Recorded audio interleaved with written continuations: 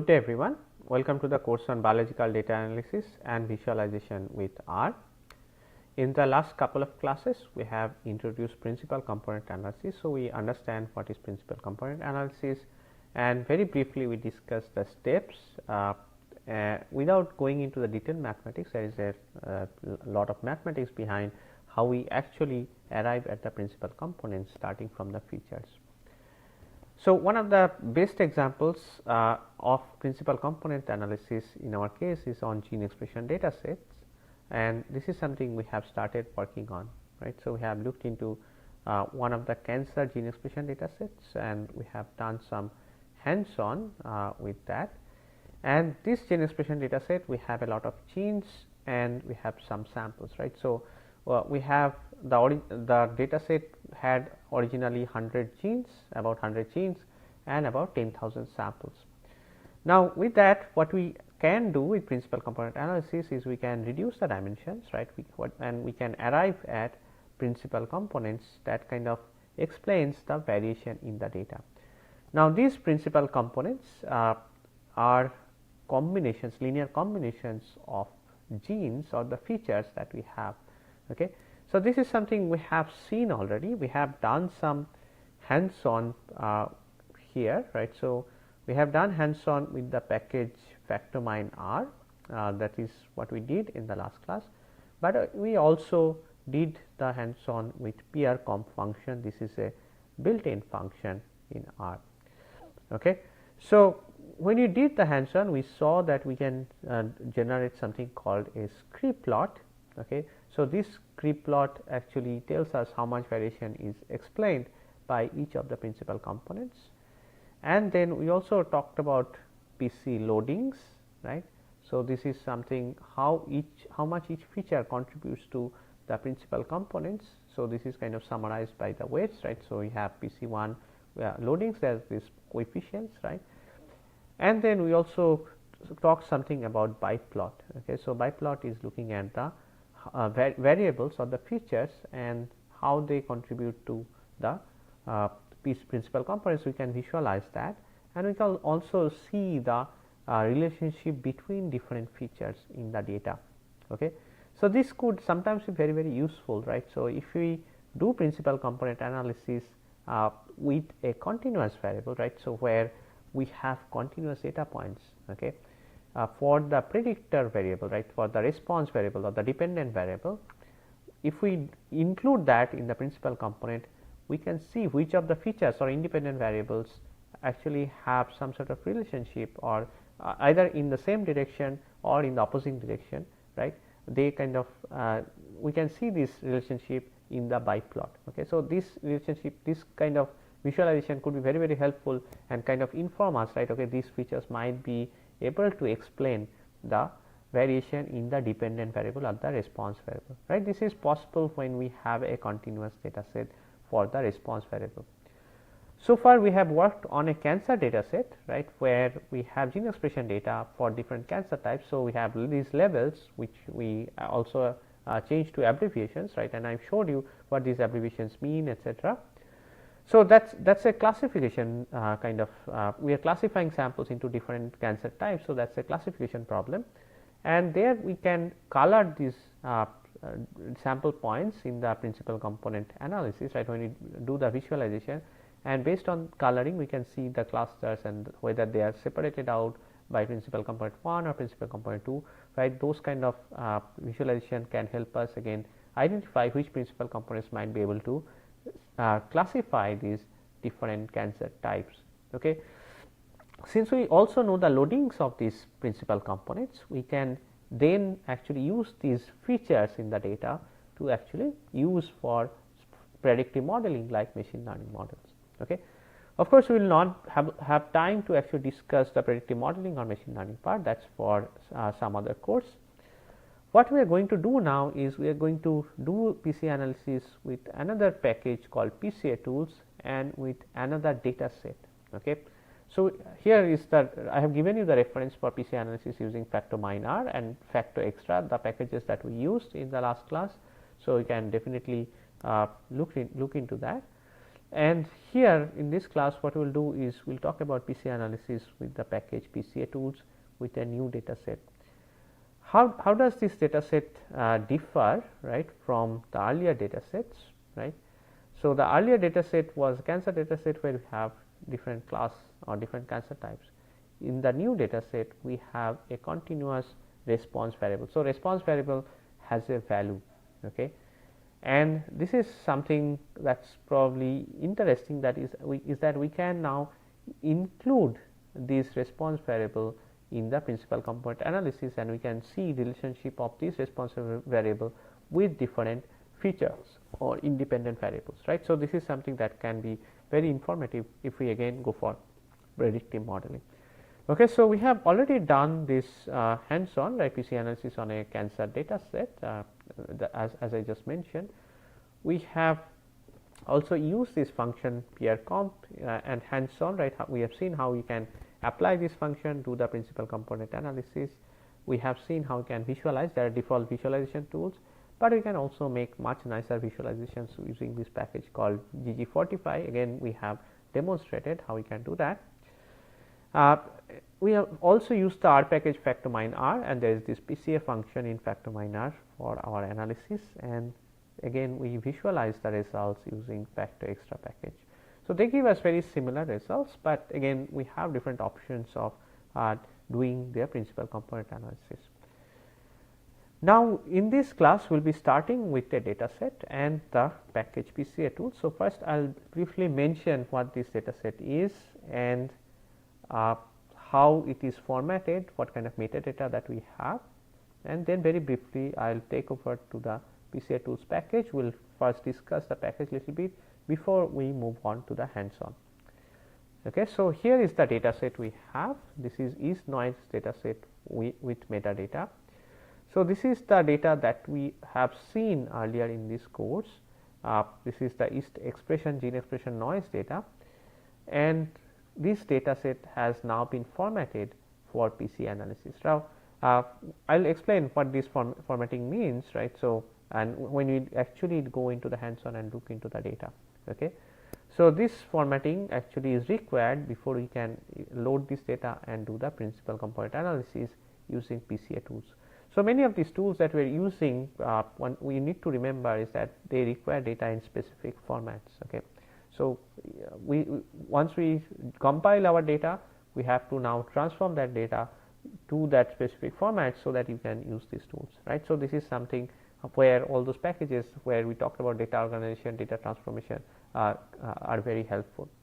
Okay, so, this data set is already formatted for PCA analysis, right. So, that we can directly load into the R and we can start working with. In the metadata, we have some sort of classification into several groups. Okay, so, this is again we will see how this classification is done, and again maybe you can use this classification for coloring. Okay. So, let's first now go into the package PCA tools. I mentioned the data set, what this data set is, and we will see this in much more detail when we actually load the data set in R. The package PCA tools, let us now explore this. This is a package that is built for PCA analysis and a lot of extra functionality that you can explore with that package. Okay. So, let us now go into that PCA tools package. This is a bioconductor package, and here we have a lot of these functions that we can use. So, here is the page, right, for PCA tools. This is the bioconductor package that we can install, and here is some sort of idea, right, what is given here, right, what are the things, right, just an idea about this PCA component principal component analysis. Here is the reference, right, package, right. As you can see, this is a very recent update, right. For installation, we know how to install these packages. What we will look at is this reference manual, right, the PDF, and also the HTML page. Okay. So, the manual here will give us the functions that are available for us, right, and the contents. So, some of these functions we will use. For example, we have this function biplot. So, we know what biplot is already. We also have this pairs plot function. This is something that is new. We will talk about that in much more detail. we have this PCA function, right. This is something that we will also use, right. This is for running the principal component analysis. We have the script plot function, right. We can generate a script plot. We know what is a script plot now, where we actually can visualize the cumulative variation that is explained by the principal components. We can also have the plot loadings functions, right. This is what are the loadings of these variables, right. Loadings of the principal components in terms of their features. Okay, so here is the HTML page, right. Again, this is very useful, right, where we can get some information about how we can do this or apply this package for our analysis. Okay, so here is a detailed instruction, right, how you install, how do you load this package, etc. And here is some examples of data with some data, and this is the script plot function, right, that can be used to generate the script plot. We have seen this before, maybe in slightly different pattern, right. Here we again, x axis is the principal component PC1 and so on, y axis is the explained variation, and this red line is the cumulative variation, right. So how much of the total variation is explained by this PC1 plus PC2 plus PC3 and so on. Then we also have this biplot function here in PCA tools, and this is again we know what a biplot is. Here are the features of the variables, and their directions are given with arrows, and some of these variables are parallel to this PC1, so which means they contribute to this PC1, they have very strong contribution, whereas some features are perpendicular to PC1, so they do not contribute to PC1, but they contribute to PC2, right. So in this example, now with this example, now I am just kind of go ahead and see, right, more of this data, right. We are not going to work with this data, so here is a data set that is loaded now here, and based on this all these instructions are given, right. So we can have this biplot command as we have seen. The other function that you can apply here is the pairs plot function. Okay, so what is this pairs plot function? Is actually looking at the pairs of principal components, right. So the first pair is here PC1 PC2, the second one is PC1 PC3, PC1 PC4, PC1 PC5 and so on, right. And you can have these pairs, right. So here it's the from PC1 to PC5 all possible pairs, right, and this actually is shown here. Now why is this useful, right. So in this data set, as you can see, you have this blue and like light blue color, right, clusters. So these are different samples. Now what sometimes might happen, as I mentioned, is that PC1 PC2 might not separate out all these clusters very nicely, right. Here there is a very nice separation by PC1 itself, right. You do not even need PC2, so between the light blue and dark blue clusters, right. So here it's fine, but in many examples what we will see, and in our example we will also see to some extent, is that PC1 itself or PC1 PC2 combination is not enough to differentiate between these different clusters or different types of sample types, right. So this is something that's where this pairs plot is very important, or could be very informative, right. It might tell you, right, in some cases which pairs of PCs, right, whether PC1 PC5 combination or PC2 PC5 combination or PC3 PC4 combination is giving us the best separations of the clusters. Okay, so this is where this information could be very useful, right. So this pairs plot is a unique feature here, and this is something we will utilize. Okay, the other thing we can do is something called plot loadings, right. So again, here is a visual representation of the loadings, right. So earlier, as you probably remember, that we have looked into the loadings here, but that was a table, right. We found these numbers, we sorted those loadings. Here we can visually see which of these features actually contribute how much to these principal components. Okay, we can also do something called eigencore plot. We can look into a lot of other things as well, and we can also decide what would be the optimum number of PCs to retain. There is something called elbow method, which we will not discuss, right. So elbow method is kind of finding in the script plot. So when you look into the script plot, so how do you determine what would be the optimal number of PCs that you should retain in your data?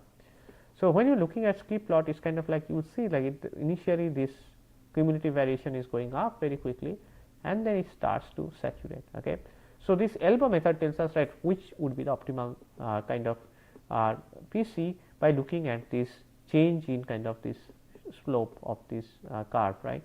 So, in this situation it will look like PC 4 or 4 PCs is probably the ideal number, right. So, that should be chosen here, and it is these 4 PCs will explain about 90% or how much is this, right. You can look into this, maybe 87.5%, 88% of the variation in the data, right. So, this is something we will not do, but this is also possible to do in this package. Okay. So, this is the elbow method, as I said, right, different ways you can find out what would be the best number of PCs in that data, specific data, and of course, this will vary depending on the samples that we have. Then of course, there are other things that can be done. So, this is why you can explore a lot more here. You can, after this clustering, you can also color the samples by different variables or different metadata information that you have, that you can color them. For example, here it is ER minus, ER plus, right. All these informations can be added, right. You can also have some different custom colors and so on. Okay. So, and then we have also seen these ellipses in the other kind of analysis. Okay. So, this is the package that we are going to use here, and please feel free to explore this and how this what are the functions that we can use, but I have very briefly mentioned the important functions that are that we are going to use in our hands on. So, next is now looking into the data set, and let us close this and let us go to the directory where we have that data set. Okay. So, the command is setwd and the east expression noise data. Okay. So, this is where we have the data set. So, let us look into the data first.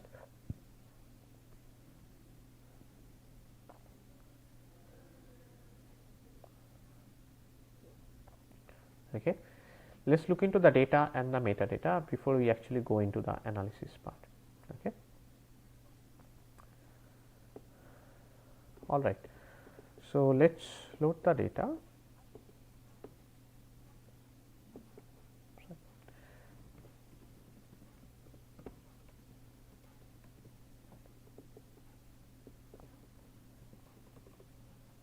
So, the name of the data file is PCA data formatted and header equals true.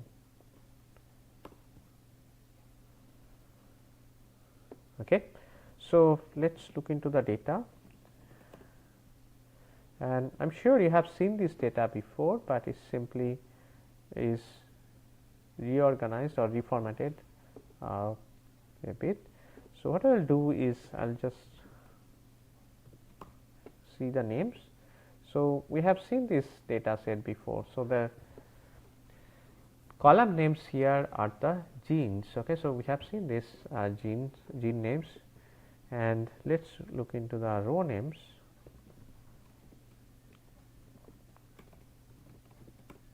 Okay.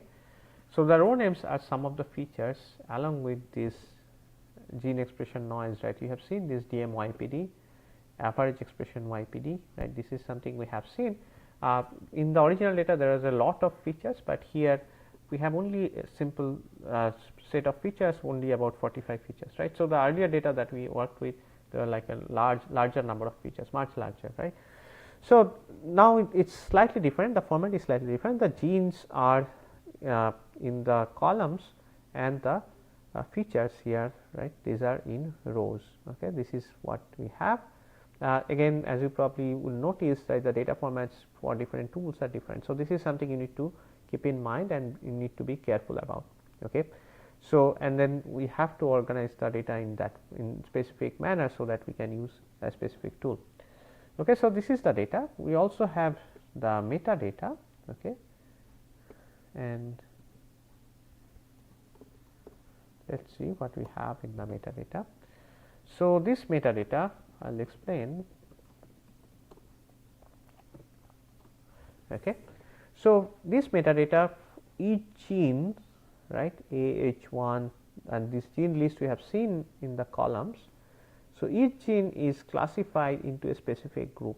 Okay.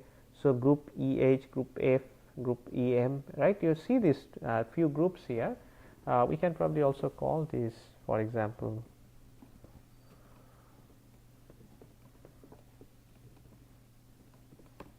okay. So you can see this, we have this group A, group B, group C, group D, group EM, EL, EH and group F, right. So these are the groups we have, and then we have X, because some of the genes are not classified to any group, right. So that's why the cross or the X, okay.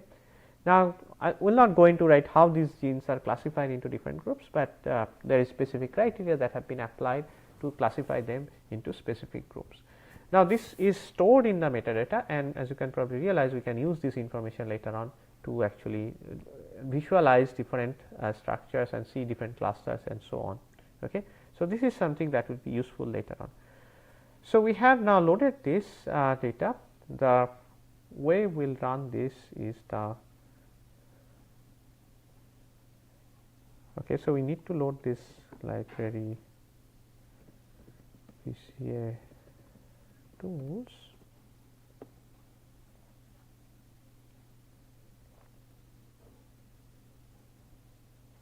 okay. So we are loading this package now. This is already installed here in this system, so we are just loading this package, and then we will run the PC function on this data, okay. What you also will notice is that the following objects are masked from stats, right. So these biplot, scriptplot, these are present in the stats package, they are now masked from there. So the biplot, scriptplot functions from PCA tools will take over, right. So if you call biplot, scriptplot, we will have to use the format for PCA tools, okay. So this is something that we need to remember, okay. So let us run this now. The command is simply PCA, okay.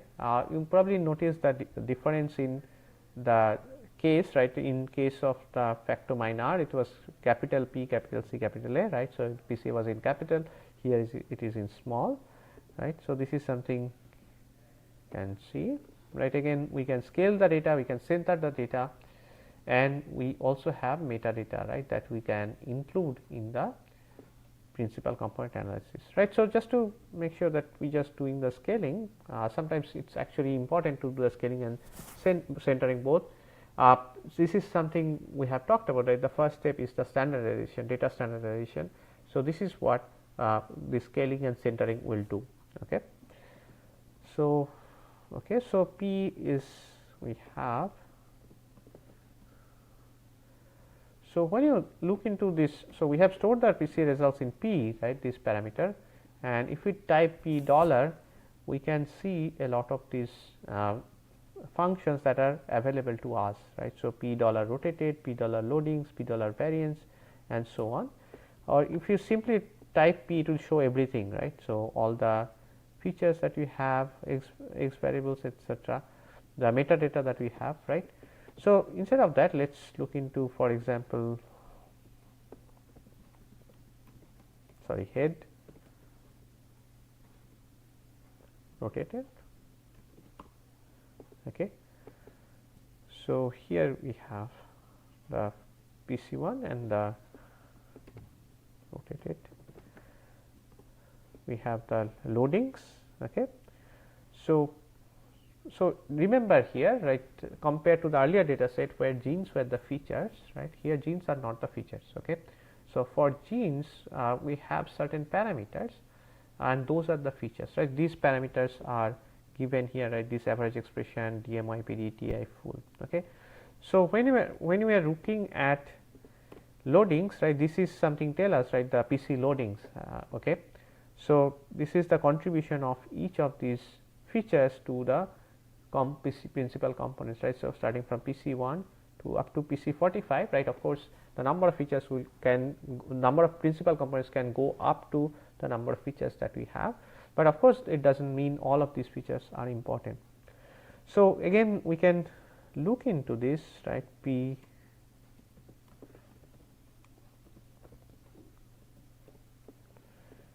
okay. So these are the loadings for the principal component 1, PC1, okay. And again, we can sort them and see,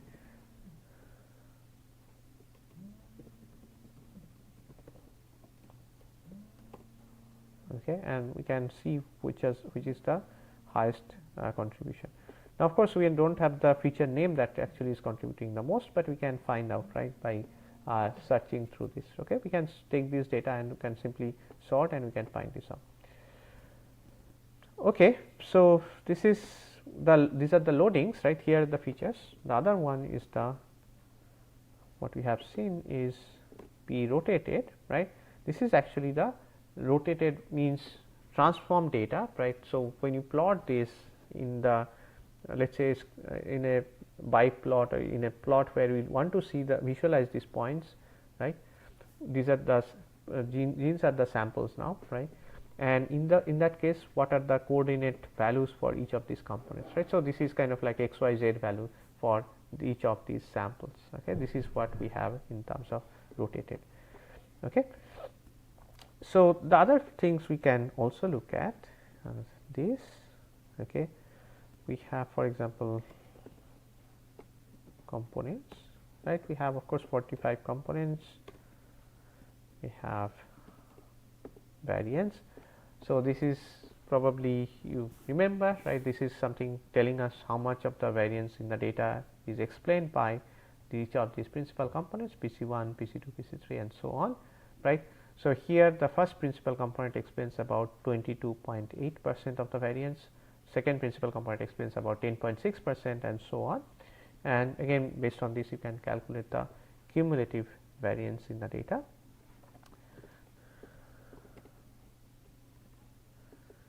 And we can also see the standard deviation. We can also see x, right? What are the x variables and the y variables, right? So here x variables are the features and y variables are the genes, right? So what we are trying to do is we are looking into specific features for these genes, and we're seeing like kind of here the genes are the samples, and we're seeing like whether the genes actually cluster specifically according to these parameter features that we have. Okay. So we have done the principal component analysis. What we are going to do next is we are going to look into some of these results, right, and we also do some plotting and we'll try to interpret the results that we have. Okay, and the visualization. Okay, so let's go back to the presentation, right. So we have introduce this noise data set. So we have seen this data set before, but this is now formatted required for PCA analysis, and the formatting is such that for PCA tools is the features should be along the rows, right, and the samples should be along the columns, right. This is what we have seen, right. In our case the genes are the samples and the features are those parameters, right, different average expression or noise and different parameters that we have calculated. Okay. So this is again tells us, right, we need to format data according to the tool that we are working with. We have seen also some of the metadata that we have. So this metadata we can use for later on, like for example we can you do some coloring, etc., all of these things. Okay. So just to summarize what we have looked into, right, we have looked into the expression noise data set, we have looked into the PCA analysis tool. This is a new tool that we have just introduced in this class. It's called PCA tools. So this is a bioconductor package which helps us in doing the principal component analysis, but in addition it also helps us in visualizing the data, the analysis results, and kind of making conclusions. Some of the functions that we have also explored here, right, for PCA tools, this is something we'll be using to visualize the analysis data in the next class. We have also functions for biplot and loading. So we have also seen some of the results that we got after the PCA analysis. So in the next class we'll be continuing with this. Thank you.